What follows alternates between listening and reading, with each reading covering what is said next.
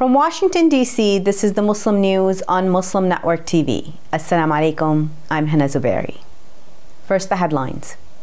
Buffalo terrorists tied to mainstreaming of white nationalism. California church shooting based on hate against Taiwanese community. Israel bans Imam of Al-Aqsa Mosque from travel. Global post-pandemic fiscal recovery is slowing. India slams OIC for comments on Indian-held Kashmir.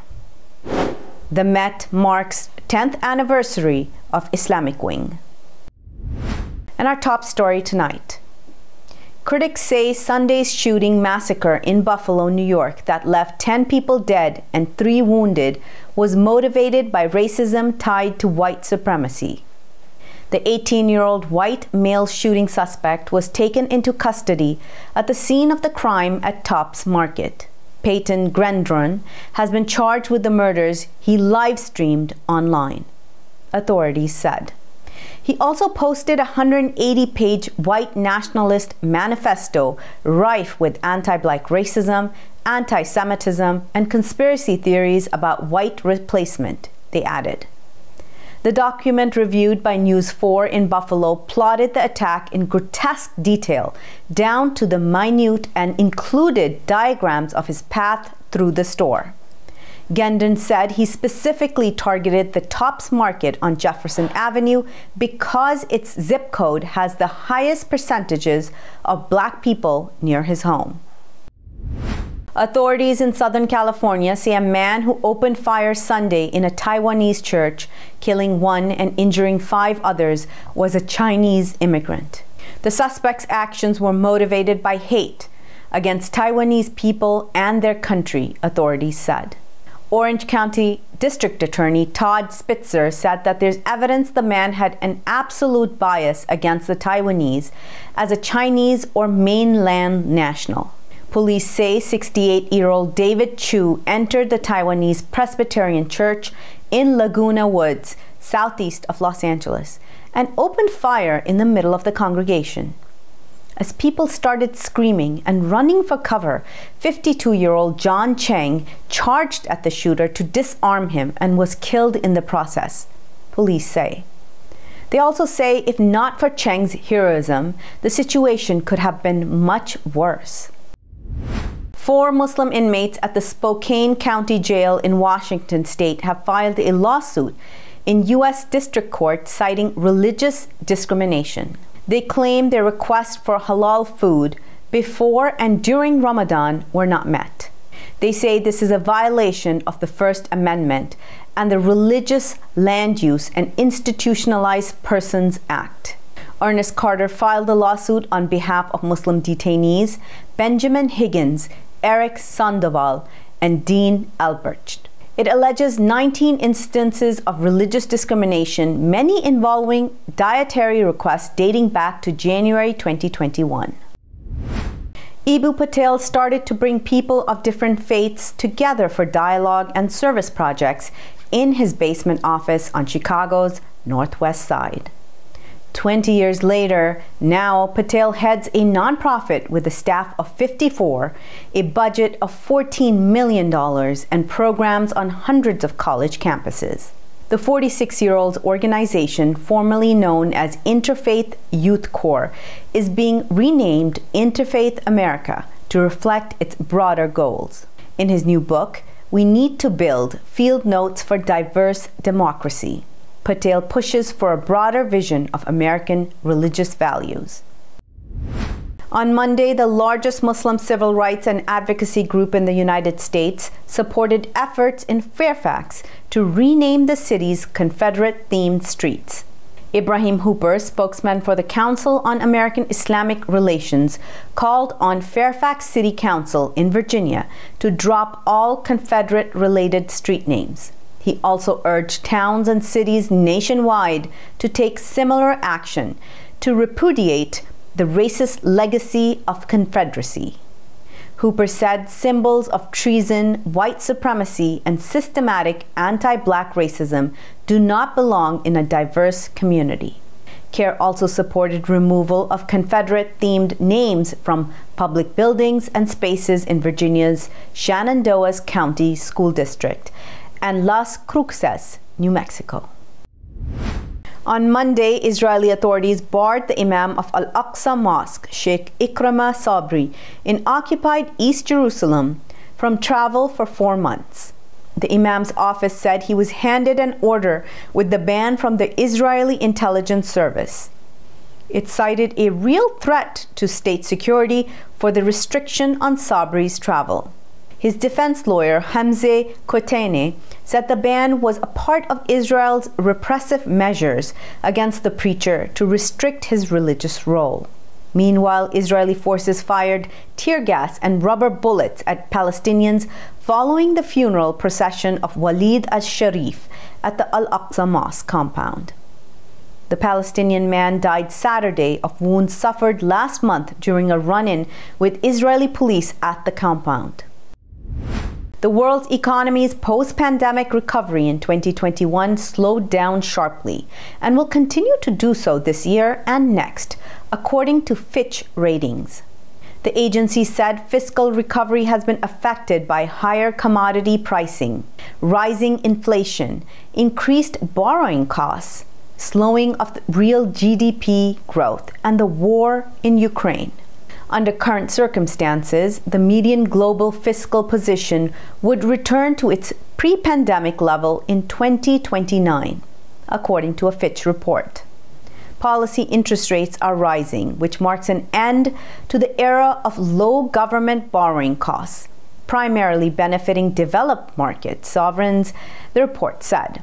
The agency underlined that the fiscal positions of emerging markets are now more divergent. First commercial flight in 6 years leaves Sana'a Airport. Updates after the break. Stay tuned and we'll be right back after these messages.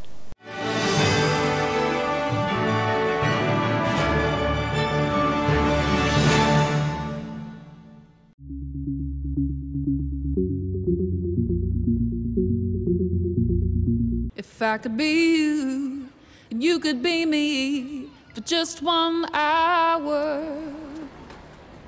If we could find a way to get inside each other's minds. Walk a mile in my shoes. Walk a mile in my shoes.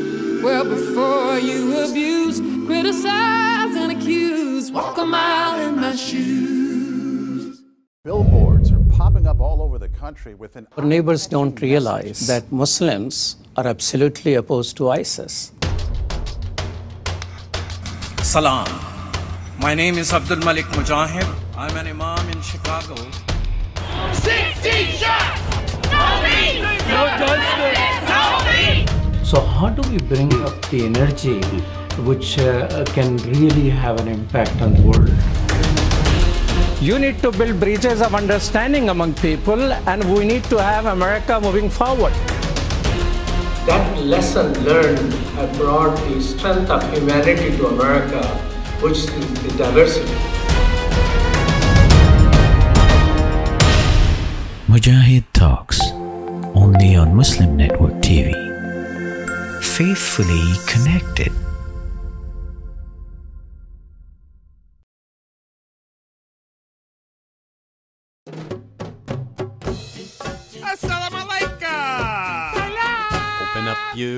Assalamu alaikum everyone, it's your brother Zain Bika from South Africa. One of the first educational programs ever produced for Muslim children was the ever popular Adam's World series.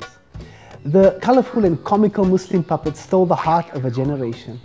Sound Vision will be releasing brand new episodes of Adam's World with the launch of a Adam's World app. Subscribers will enjoy new Adam's World episodes as they are released, as well as all the classic episodes of Adam's World. So visit adamsworldapp.com now to learn more, subscribe and enjoy new adventures of Adam and his friends. And let's keep helping tomorrow's Muslims today. Assalamu alaikum. Adam's World. Believe me, there's a lot to see. Bismillah. Let's explore. stop this genocide, we need your help.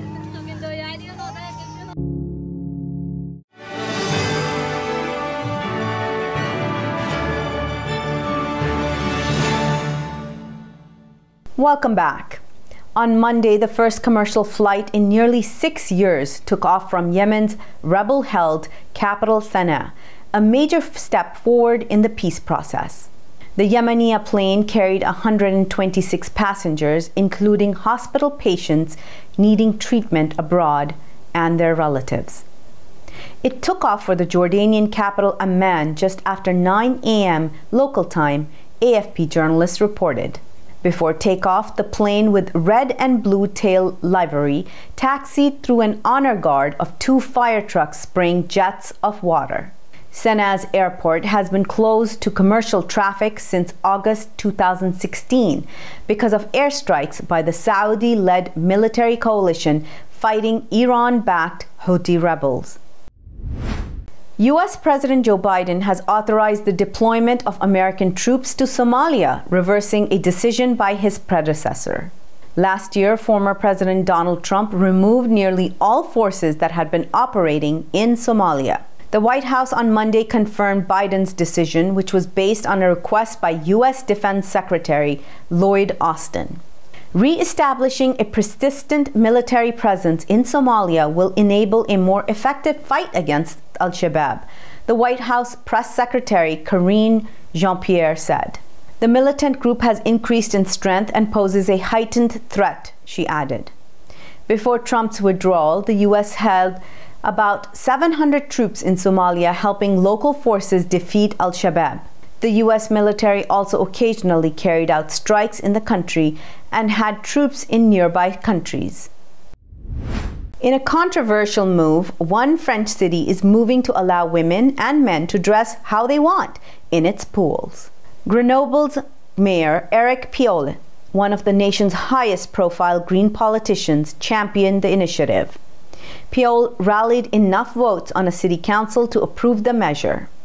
The move is considered controversial in France, where the burkini, an all-in-one swimsuit used by some Muslim women, has become a flashpoint.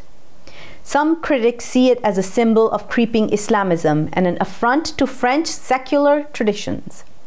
Many right-wing candidates and some feminists have sought to ban it outright. Burkinis are prohibited in most state-run pools with strict swimwear rules, purportedly for hygiene and not religious reasons. Those rules apply also to men, who are required to wear tight-fitting trunks. On Monday, India snapped back at the Organization of Islamic Cooperation, or OIC, for its comments on the country's delimitation exercise in India-occupied Kashmir. India's Delimitation Commission is redrawing electoral boundaries in the Muslim-majority region, which it stripped off its special status in 2019. The OIC said the delimitation exercises were in direct contravention of UN Security Council resolutions and international law, including the 4th Geneva Convention. The OIC also called on the international community, especially the United Nations Security Council, to immediately recognize the grave implications of India's move. Earlier this month, New Delhi issued a new list of redrawn political constituencies for the occupied area, giving greater representation to the region's Hindu areas. India's External Affairs Ministry spokesman Aridam Bagchi said that the OIC should refrain from carrying out its communal agenda at the behest of one country. He was alluding to Pakistan without directly mentioning India's rival. Bagchi said, "We are dismayed that the OIC Secretariat has once again made unwarranted comments on the internal affairs of India." The Metropolitan Museum of Art in New York is marking the 10th anniversary of its Islamic wing. For the occasion, the museum added a number of items made by artisans in Islamic countries to its gift shop. The Heirloom project is meant to showcase crafts such as gift boxes of selamlik from Istanbul, of Turkish delight, also called lokum. The chewy candies are fashioned into blocks in 4 flavors: rose, citrus, mastic, and pomegranate. They're coated with almonds, then covered with white or dark chocolate and dusted with gold leaf powder. A box of 6 is available for $25 in the museum store. Coming up next after the break is our in-depth analysis segment, so stay tuned and we'll be right back after these messages.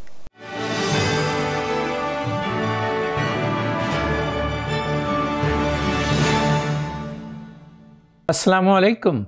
This is Imam Malik Mujahid in Chicago. Just like you, I was moved by that Allahu Akbar lady.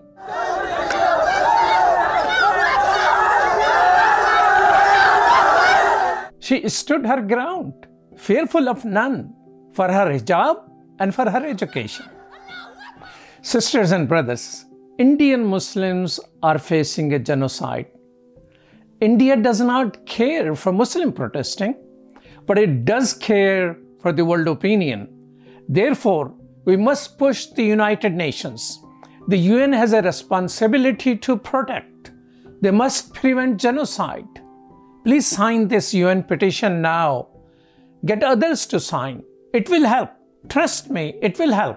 We need 1 million signatures, brothers and sisters. Please sign now.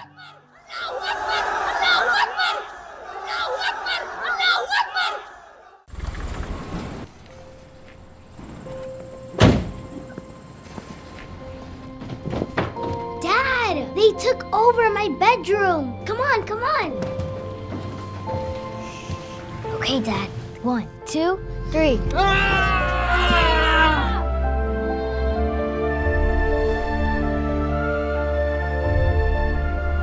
Dad!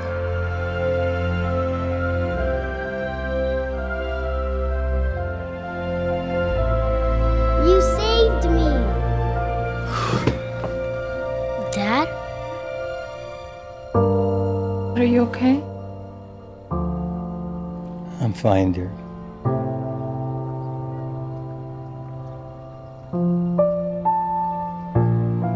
Your hero needs you now, and AARP is here to help. Find the care guides you need at aarp.org/caregiving. We are Justice for All.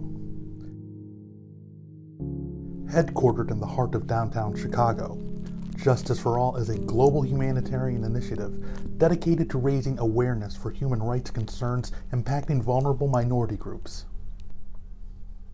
Our diverse team of staff and volunteers, led by Imam Malik Mujahid, work tirelessly to help Justice for All achieve their goals.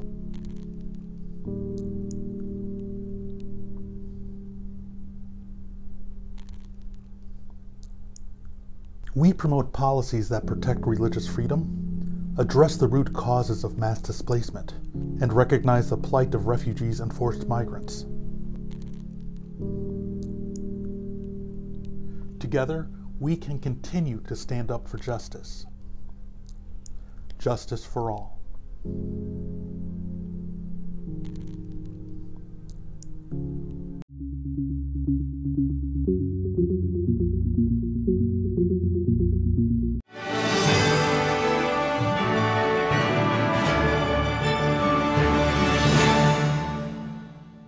Welcome back. The Halal Expo Canada took place at the International Centre in Mississauga, Canada, from the 12th to the 14th of May. Dr. Catherine Bullock and the Canadian Muslim News team took us to different stalls and is here to show us their products and insights from exhibitors. Let's watch. Assalamu alaikum everyone, how are you? Today, instead of sitting behind a desk, we are doing special coverage with Canadian Muslim News at the Halal Expo in the GTA. Have a look around.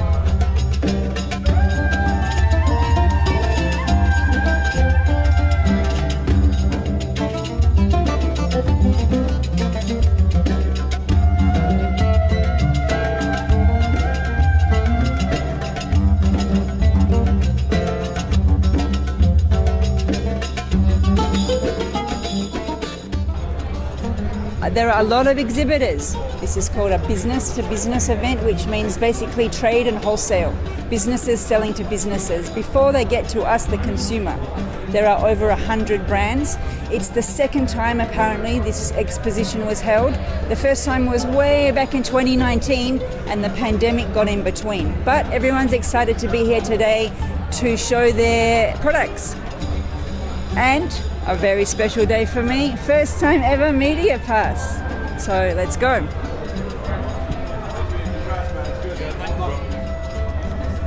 Hello, Canadian Muslim News. We are interested in your booth. What are you selling today? Today we're selling chavape. Our product is called Marakovich. We have multiple products from the big Balkan burger to smoked meats, from beef salamis to our signature chavape. So how do we say that? Marakovich. That's a difficult name. Yes. Marakovich. Marakovich. Marakovich. It's Bosnian. It's the Balkan area, in between the areas of Serbia and Croatia. So that whole Eastern European region. And is this your first time at the Expo? This is our first time, yes, having a wonderful experience. Have you come from Bosnia? I personally don't. I take care of marketing and sales. The two brothers, Amir and Adis, do come from Bosnia. Their father immigrated here in 1997 and then moved to Toronto. And then in Toronto turned this wonderful business into Marakovich Fine Foods. Well, we hope you have a wonderful, successful event. Wonderful. Bye. Thank you very much. A wonderful day. Now we're going to see a lot of food people here at this venue, and there are apparently also financial services, there's halal certification, all different kinds. We're passing a booth here that has a very interesting name. Again, like the other one, I can't even pronounce it. Wagyu. Let's go and ask them about this. Hello, good evening, good afternoon. How are you? It's Kathy Bullock here from Canadian Muslim News. Terry Ackerman from Riz Global Foods. Nice to meet you. Now, I was commenting on the name here. I can't pronounce it. Wagyu? Wagyu. Wagyu. Wagyu. So it's like a silent Y in the middle? Yes, it is. What kind of is this Wagyu? Wagyu is a breed of cattle that originated in Japan. And many people have heard of Kobe Wagyu. A steak will cost you $500. So the breed was brought to Canada and is now used and raised in Alberta. Tell us a little bit about the meat. The meat itself is very tender. It's a special breed of animal that's raised specifically for the flavor of the meat. It's got a nice high fat content, which gives it that succulent flavor. And that is why it's considered a premium meat in the trade. We are the first company in the world to put the Wagyu into burgers, sausages, and now jerky. So Wagyu jerky has never been done before in the world. Then if it's a special succulent or high class, does that mean the burgers are really expensive too? Expense is a relative term. So we sell it in stores like Longo's, and a box of burgers will go for about $16. So how is this certified as halal? The animals are killed or slaughtered in a halal certified slaughterhouse. That means the neck is cut. It also means that when they're certified right there on the spot, we get certificates saying that it is halal from a recognized halal certifier. That's why we use a fancy, because it's recognized worldwide. And it says that you're with Riz Global Foods. So is this a new branch for your company, Halal Meat? No, we are a halal company. Oh. We only do halal food. Oh. So we export Canadian halal food worldwide. So for example, if you buy Chudley's apple pie in Dubai, we're it. We're the ones who got it there. Well, congratulations. Thanks for talking to us today. Thank you. Thank you, Catherine. All right, what should we do next? Let's go have a look at the Malaysian pavilion. I heard that the Malaysians had a bit of difficult time coming here. They were having trouble getting their visa until the Trade Commissioner got involved, put the stamp, and here they are. We see here something called Biosami. Hello, assalamu alaikum. I'm Kathy Bullock from Canadian Muslim News. Yes. We broadcast with a channel called Muslim Network TV out of Chicago. We're doing some interviews today of the different exhibitors. You are from Malaysia, right? Yes, I'm from Malaysia. So is this your first time in Toronto? Yes, this is our first time in Toronto. We are looking for spot partner here.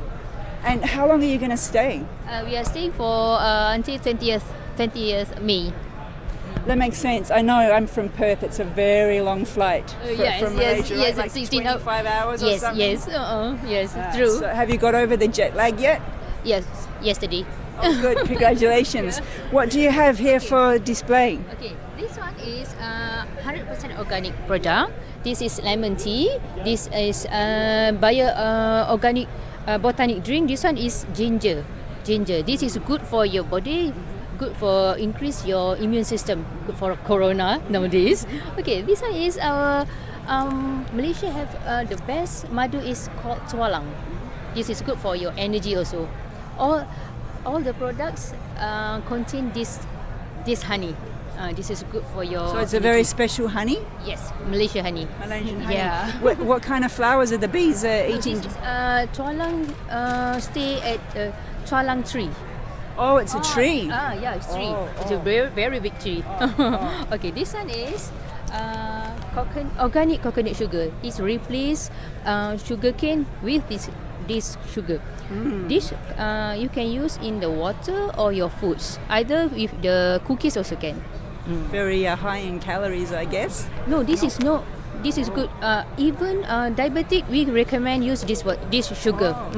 Good for diabetics. Yes. Hey, good for diabetics who are very sad that they can't eat sugar. Yes. Sorry about that. Okay. Organic coconut sugar. And so this is halal because it's organic? Yeah. Yes. We have also complete with all the certificate here. See? Wow, that's a lot. Yeah. That's a lot of certifications. Yeah. Congratulations. Alhamdulillah. We hope you have a successful event, inshallah. Thank you very much. Thank you. Salam. Okay. Salam. Okay, now we're going to interview the exhibitor at Solmaz Foods. They have delicious sausages. I already know this. There's a Turkish market near where I live, and I buy them every now and then. And me and my kids love them. They're totally delicious. I have your sausages. Nice to meet thank you very much. Wa alaikum assalam. So I've been asked to try something on camera. Yes. Even though I don't like eating in public. Oh, okay. Okay, make it small for me, would you? Oh, okay. Yeah, I'll get it for you. Tell us about what you have here. Okay, so this is called sujuk. It's Turkish sausage.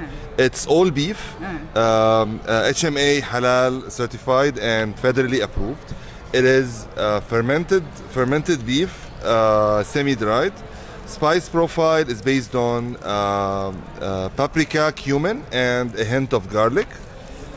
It's our signature product. This is what started the business for Solmaz 20 years ago in Canada. And it's available across the market, everywhere, in independent stores, mainstream stores, wholesale stores also. That's right. And did you hear when he said spice profile? Spice profile? Because, bismillah, it's got a little bit of a spicy kick to it. I'm someone who's not so keen on spice, but this one I can handle. It's not spicy, but it's very aromatic. It's rich in spices. So it's like the Turkish culture. It's full and rich of the history. But it's not one of those spices where you... No, it's not. Where you have to drink 5 gallons of water afterwards. You're tasting the mild one. And also we have the medium hot and the hot one. Yeah, well, I don't need the medium hot. My kids would love the hot one because they're really into spices. But you can see how delicious it is, how juicy. Luckily, it's not Ramadan, eh? Otherwise, we'd all be it would be difficult. Crying. For fasting, it's difficult for fasting. Thank you very much. We wish you all the best. So far we've been looking at food. I wonder what that tells us about the time of day. Maybe it's lunchtime. However, there are non-food products here that are also in the halal industry. There are a few booths doing halal investment, Sharia compliant investment. We're in front of one called Ased Wealth Management. Can we ask you a little bit about your product? Sure, absolutely. It's not a product, but it's a service. Okay. So what we do is we try to make sure that our Muslim community invests their money in a halal way, right? In addition to making sure they have a fully written financial plan. So we want to make sure that you have a retirement plan, a plan for your kids' education when they're going to go to school, how much money they will need. You want to make sure you have a tax plan.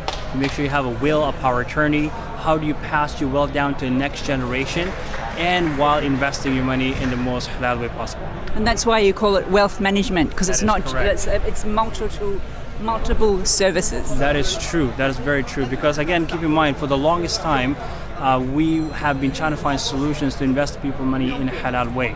And alhamdulillah, that problem has been solved now.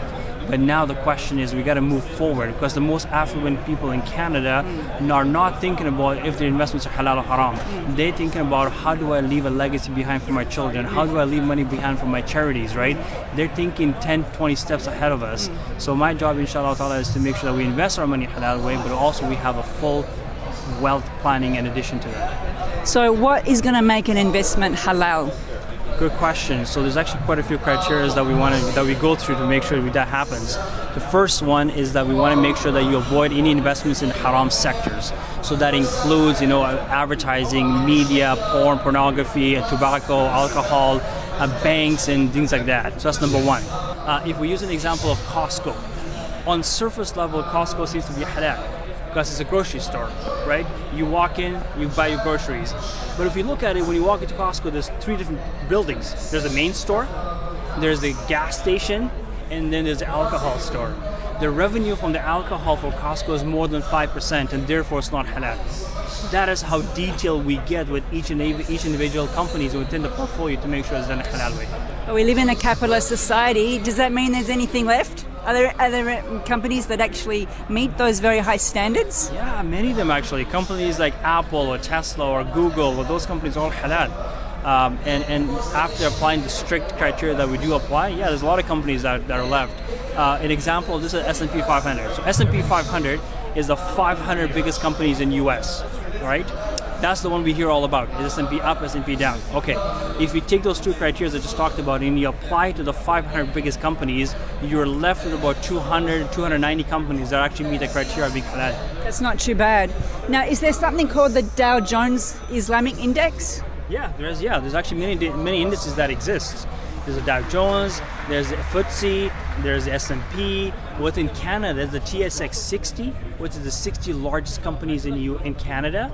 And then the TSX 60 Sharia Index, which again, if you take the 2 levels of compliance and apply it to the 60 companies, you're left on average about 15 to 20 names that are halal. Well, we're out of time, but thank you very much. Let's just get a little shot here for Private Wealth Management, comprehensive plan. His name is Assad Wealth Management. Thank you very much. Assalamu alaikum.